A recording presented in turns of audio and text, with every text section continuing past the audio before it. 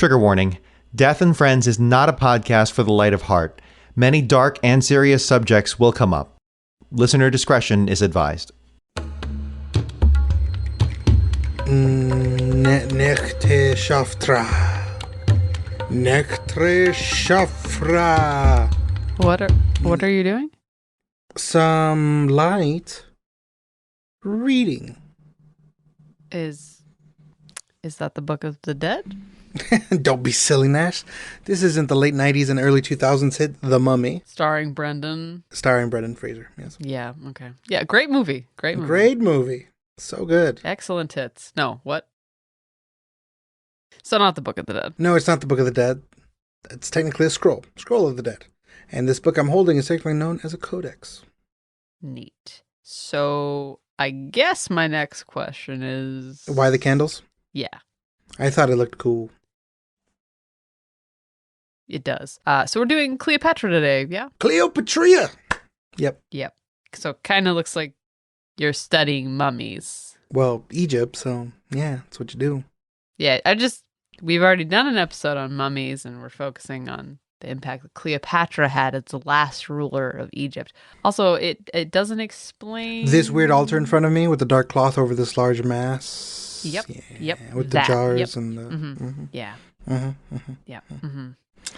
Right. Hey, do me a quick favor. Can you grab that visual dictionary for me? It's on the right in the middle to the left. This one? Yes, that one. I can't figure out this last symbol. What am I looking for? It's a bird, a stork.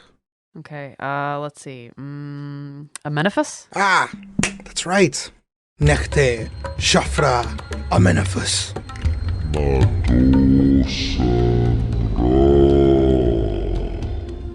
What the hell just happened? Hey, Dom. Hey, Angel. Oh, hey, Nash. First time she's here for one of these? What the fuck? Alright, here we go. Death comes for us all. You might as well make it your friend. Your friend. With us on Death and Friends.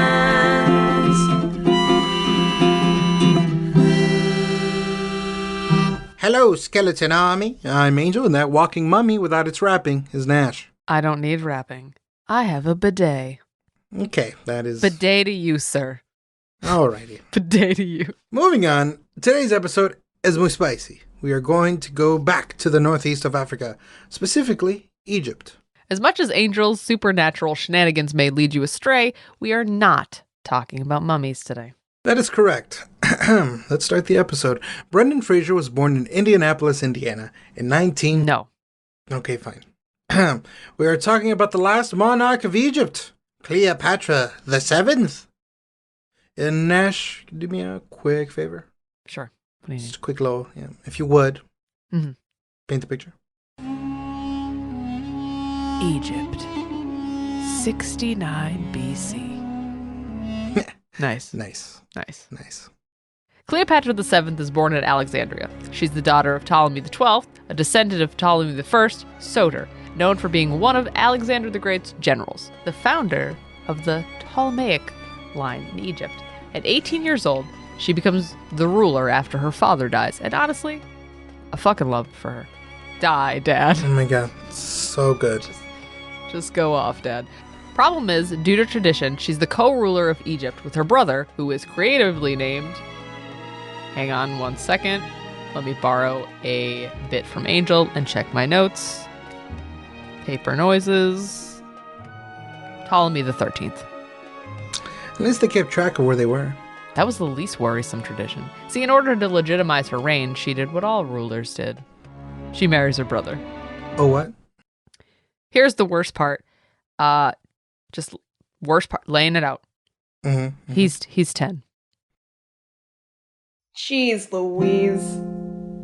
So, the Egyptian flowers in the attic ascend to the throne. So, naturally, Ptolemy's gang of ne'er-do-wells His advisors. tell Ptolemy to get rid of his sister. And that Game of Thrones doesn't get written for another couple thousand years. So, Most of that is true. Ptolemy does banish Cleopatra with the help of his advisors. And Game of Thrones is bad, and it doesn't get written for a couple thousand years. Their little sister, Osinoe, also helps Ptolemy. There's a joke in here about sibling rivalry and how little sisters are annoying as hell. The reason is this. Cleopatra wants to make sure that she had power, but more importantly, that Egypt doesn't fall. Rome essentially is in control of Egypt at this point. They had mad military power. So in order to maintain her power and keep her country safe, she wanted to appease them. Ptolemy, being like a preteen, easily controllable, and agitated, not about it. Not about it. Throughout this time, these inbred dum-dums, fantastic line, would engage in on-again, off-again joint rule. Just a beautiful line. What poetry. Thank you. Who wrote this? Wow. I don't know. This is where Gaius Pompey arrives. Also, don't know if it's actually pronounced Gaius. He was in a civil war in Rome at the time, and his family, being the ones who essentially established the Ptolemaic line of rulers in Egypt, decides to pay a visit because he sees that Cleopatra is essentially ruling Egypt by herself and isn't a fan of that. He thinks that she would be hard to control and does not have the best ideas about women. Ironically, Ptolemy decides now he's going to link up with this. Now he's about it. He's playing both sides, so he always comes out on top. With Roman guns behind him, he goes to war with Cleopatra. And like that, they banish her. She goes to Syria and begins to plot her revenge. But this is when things get really interesting. Get your salads ready. Enter Julius Caesar. Neat. Julius Caesar. One bad mamma jamma. That's a choice. It's a choice I'd make again. We'll do an episode on him at some point, but back to the story at hand. He's at war with General Pompey up north. Pompey is losing badly, just fucking it up. So the good old general travels to Egypt to get some help. Remember that Egypt and Rome's relationship, weirdly abusive. With the constant threat of Rome on the horizon, Egypt just kind of does whatever Rome wants as established with Cleopatra's dad in order for the Ptolemaic line to rule Egypt again. A quid pro quo situation, if you will. Sadly, the following events were not very quid pro bro. CVS bangers. Oh, we haven't had a CVS Bangers in a while. I know. Pompey arrives in Alexandria, and Julius Caesar isn't far behind him. Ptolemy is like, you know what? I don't think Pompey has got this, and I think Caesar is about to body all of us. All of us. That's Ptolemy's accent? Yeah, she went to Brooklyn one time. Is that a Brooklyn accent? I don't know. I've never been. Oh boy. So Ptolemy ambushes and kills Pompey, thinking, this is how we win. Not only that, he decapitates him and then delivers the head of Pompey to Caesar when Caesar lands in Alexandria. There's a joke in here somewhere about a cat giving you a dead bird. It's somewhere in there. Now, this next section, and I do believe this is a direct quote here. I can assure you that it's not. What the fuck are you doing, man? Caesar, I decapitated him for you. Who does that? You were gonna kill him anyway. No, I wasn't. I was trying to keep the peace. He's a great leader. Is that up to you to determine what I want? But you were winning. Right now I'm winning. Yeah, he was winning earlier. That's how war works. What's wrong with you? But now you won for sure. I mean, yeah, but you don't deliver the head of somebody to people? What the fuck? Oh man, am I in trouble? Yes, you're in trouble. Well, can we be friends? No, get the fuck out of here, dude. Ugh. Smelly. Caesar, though he's horrified, doesn't immediately do anything to Ptolemy. He's just there to hang out, chill, collect some money that he claims he's owed. You know, just like hashtag white boy shit. He demands to see both rulers of Egypt and discuss a peace treaty. This is where things get... It's about to get sexy, baby. Cleopatra sees this as her chance to take the throne again. So she manages to get past all of Caesar's security forces and gets right into Caesar's room. Mind you, they'd been communicating the whole time when Cleopatra was in Syria. sharing text messages and emojis on their sidekicks. So he knows she's coming. What he didn't know is that he was about to come to CBS Beggars. 2 in 1 episode. Well done. While many things are disputed or have been debunked, we know 2 things for sure, and that's just the rule. 2 things at any given moment, Yep, all the time. only 2 2. things. She gets a private audience with Caesar while looking her damn best. Capital letters. Just fucking Baby. beautiful. Mwah. Yeah. And And Noxuna Moon, eat your heart out. second thing, Caesar came out of that room a changed man. They had diplomacy talks. Long, hard, sweaty diplomacy talks. The kind of diplomacy talks that Caesar had only ever dreamt of. Ooh, diplomacy talks. In a very unrelated event, Cleopatra is back in power. They touched butts. Ptolemy shows up to his throne one day and was like, what the hell is this? Throws a fit, literally rage quits, just being a ruler. People got to keep remembering a very important thing about Ptolemy at this time. He's an actual preteen. Okay, she has to do the whole marry her other surviving brother to make her rule legitimate. Jesus Christ. All right, well, was he older at least? Yes, he's older. Oh, that's good. All right. He's 11. Oh, for fuck's sake. But he is smarter than the last Ptolemy, the 80th? 13th? One of those. So he stays out of her way and plays Yu-Gi-Oh! Off to the side while Cleopatra rules, which in this case means having regular diplomacy talks with Julius Caesar. Just so much diplomacy with Julius Caesar. Just Wicked more diplomacy. diplomacy than you've ever seen in your life. In fact, she has a diplomacy kid with them. They call him Caesarion. Caesar returns to Rome after much diplomacy, and he is hailed as one bad motherfucker. Oh. Cleo wants to join him to make sure her power isn't going anywhere. Cleo? Yes, Cleo. She travels up north to see what's up, while Caesar is essentially throwing a rager for his victory. Sadly, that's when everybody was like, yo, he has like this kid, and he's probably going to make him the heir. We don't like that. He's out here having desert diplomacy with his walking thirst trap. No, thank you. He wants to be straight up king. Let's make some salad. Julius Caesar is famously murdered in 44 BC after a Senate meeting. It could have been an email, quite frankly. How would you email someone a stab wound? A stab emoji? Oh, right. Duh. Nash. Come on. Cleopatra's dealing with a lot at the time. Egypt's dealing with a famine due to the drought in the Nile River. All the noble people of Egypt are starting to turn on her, and her little sister starting to stir shit up. Oh, that's right. Fun facts with Nash.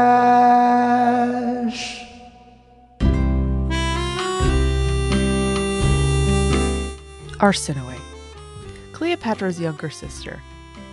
Where to start? She wants the throne, obviously. She helps Ptolemy the 66th? 8th? Doesn't matter. Banish Cleopatra to Syria. After she has her eunuch advisor, that's important for some reason, we don't know why, kills a leader for her, she leads an army of rebel fighters to fight Julius Caesar and get him out of the palace/power. As a reminder, she is 12. The rebels literally chase him out. He jumps into the Nile to avoid the forces. She claims victory, but Caesar, not having it. Cut to, Caesar meets with Ptolemy, who was captured during the scuffle to get Cleopatra back in power. Ptolemy tells Caesar, I can get her for you. She trusts me. To which Caesar agrees. They find Arsinoe. Caesar captures her. Ptolemy is mysteriously found washed up in the Nile River a few days later. Just coincidentally, it's probably not related. And Arsinoe is on a chain gang, bald, marching toward the Roman Colosseum as one of Caesar's prisoners of war.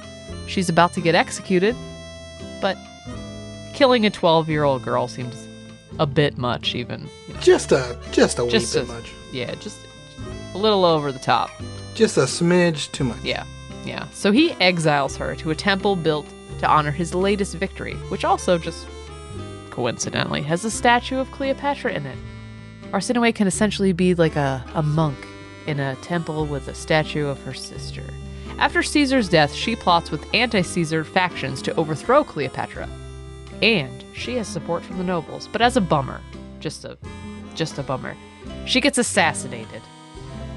Yeah. After Cleopatra gets some help from some guy who definitely isn't relevant at all. Not plot relevant. His name is Mark Antony. Murder? And thus the greatest game of hard to get was played. Rome was divided into 3 sections, and Mark Antony controlled the Mediterranean, which included Egypt. Cleopatra needed protection for her throne, kid, and collection of rare action figures. Mark Antony needed gold and food to maintain his power in his section of Rome. He decides to write his girl Cleopatra. She leaves him unread. He summons her, wow, to visit him. How do you summon someone to just pay you a casual, hey babe, get over here, please? Get over here right now. Yeah, it's pretty shitty of him, but he can do that because, Rome. And she takes, but in an act of malicious compliance, she takes her sweet-ass time doing it. Girl. She essentially, edges this man. Yeah. The penis he drew on the letter to represent him didn't help. She arrives in Tarsus, dressed as Aphrodite, on a fancy ship with robes, on a couch with gold everywhere. He hops on the barge and gets wooed, diplomatically. It was gorgeous. It's an incredible meet cute, very, very diplomatic. They spend what I can only imagine is the most romantic winter together, diplomatically. Cuddling by the fire, drinking wine.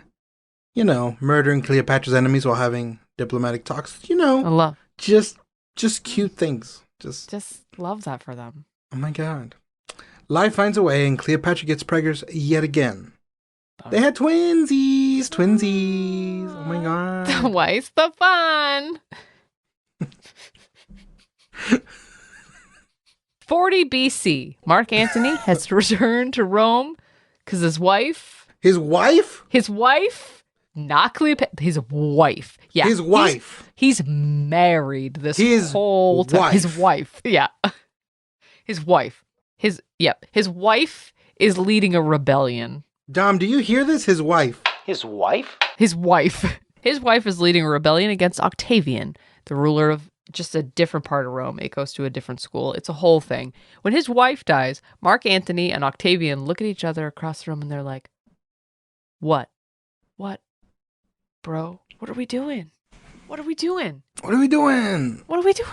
They make They up. kissed. They totally kissed. They went, I'm so sorry, man. Little kisses. Like Katy Perry, but before. Yeah, Eskimo kisses.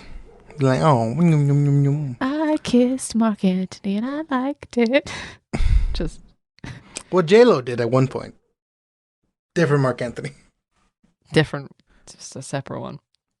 But essentially, he's gone from the picture, and it's not till 4 years later that he returns to Alexandria to hit up Cleopatra and maybe, strong maybe, be a dad to his kids. Yeah, I doubt that part because in the in-between time, Antony marries Octavian's sister to legitimize things. And Cleopatra was starting to get tired of being the side chick. Also, he was there to mostly establish power in the Middle East and North Africa so he could take complete control of Rome. It was throughout this time that they have another kid. What? Yeah, Cleopatra makes herself a god. Just Cleopatra things. Well. And Mark Antony starts putting in work in the Middle East. He invades Armenia, is triumphant, and everything's fucking peachy keen. They signed a deal with CBS. They're going to make a sitcom. It's a fantastic. Except... Oh, no. that everyone hears of their plan, and they're like, oh, fuck that. Octavian finds out that Mark Antony left his sister to be with the other woman, and declares war on Egypt. As always, history is more exciting than the Umbrella Academy. Fuck you, Netflix. Fuck you, Netflix. We don't actually hate that show. We just love hating that show. Yes. Well, I hate that show, but that's neither here nor there. That's beside the point, yes. I'm just saying, out of all the things to lean into, Netflix. Why that? Why the incest thing? Why? Why? Why the monkey butler? Is my more Monkey Butler question. stays. Monkey Butler stays. It's the giant monkey man who's in love with his sister. Why any of it? I mean, I'm just saying. So the Senate finds out that Antony wants to be buried in Egypt with Cleo. God damn it, now I'm doing it. Yeah, everybody's mad at Mark Antony, and there's a joke in here about the singer Mark Anthony, but I doubt I know what it is yet. I need to know. Nice. That's just how I delivered the line. So Rome invades Egypt. Even though Mark Antony was relieved of all his power, his men, with a combination of Egyptian forces, outnumber Octavian by, carry them one, a lot. And so, victory was at hand. Actually, they get fucking wrecked. Like, they get bodied. Yeah, a couple small victories here and there, but they lose pretty decisively. They did most of the battling on sea. Turns out Mark Antony was not the best at doing that. And the Egyptian forces were not really equipped to do that either. Yeah. But the most Shakespeare shit in the world happens. Rumor spreads that Cleopatra is locked in a mausoleum she's built for herself, and that she's dead. This is immediately fact-checked, but the 24-hour news cycle is not super reliable at the time. So Mark Antony proceeds to wound himself. Fatally. And is now dying. To death. To death. He's dying to death? Yes, it's medical, you wouldn't understand. He's taken to the mausoleum where he, again a medical term here, dies. Got it. To which Cleopatra shows up in her mausoleum in everyone's confusion and sees Mark Antony dead. Medically dead? Medically dead. Got it. Yes. Cleopatra got reincarnated. Mark Antony reincarnated. Had another couple kids. Died. Their kids had another couple kids. They died. And then you Listen, finished the line. you gave me the setup of it being very Shakespearean, so I delivered it like a Shakespearean actor. Yeah, like in an amateur edition at Shakespeare at the Park. I'm a consummate professional. Mm-hmm. Yeah, you're a consummate professional. She then proceeds to try to kill herself, but at this point Octavian's forces already captured her, putting her on suicide watch. They wanted to parade her around as a symbol of victory, but at last they did not get the chance. As Cleopatra is found dead, she kills herself with poison widely believed to be asp venom. Just like that, 3,000 years of Egyptian rule is over because of a boy. And on that hell of a note, that's the episode. Special thanks to you, our favorite listener. Remember to subscribe on iTunes, Spotify, wherever you get your podcast. A rate and review would also be nice. You can also follow us on Instagram and Twitter. I'm at Gorilla Jokes. I'm at It's Nash Flynn. And of course, follow the podcast at Death and Friends Podcast. Hey you, want to become an official member of the Skeleton Army? Jeez. Join us on Patreon. We use it to cover our sound guy's medical bills. In order to properly write medical facts, which again did not appear in this episode, we expose Dom to all the illnesses and ways to die we talk about on the show. We've been a little mean to Dom, so after resurrecting him, I sent him off to have diplomatic relations. You did. That's not how you said it to me. That's... Really wish we talked about this. So check it out at patreon.com/deathandfriends. Hey, speaking of Patreon, shout out to the gang over at the Brendan Fraser level. Diane H., Luella B., Vicky R., Kevin L., Jonathan D., and Andy C. See, if anybody deserves a cool Book of the Dead resurrection, it's them folks. And remember something super important, and this is for all of you. You are loved. You matter. And if you don't want to be your own friend, we will happily be your friend. I'm your friend right now. Oh gosh, you're doing this thing. Yeah, I'm doing it. I'm just being their friend. Just being your friend right over here where you cannot see me, but I can see you. Let's watch The Mummy. Yeah, let's do that. Until next time, Skeleton Army. Love you. Love you. This has been a Knavery Inc. podcast. Go to knaveryinc.com for more details. Executive produced by Jacob Duffy Hallbleib. Audio design by Dominic Wanzon. Themes and transitions by Amy Doe. The fuck is a knave? Remember, this is a comedy podcast? Don't use it in your research papers.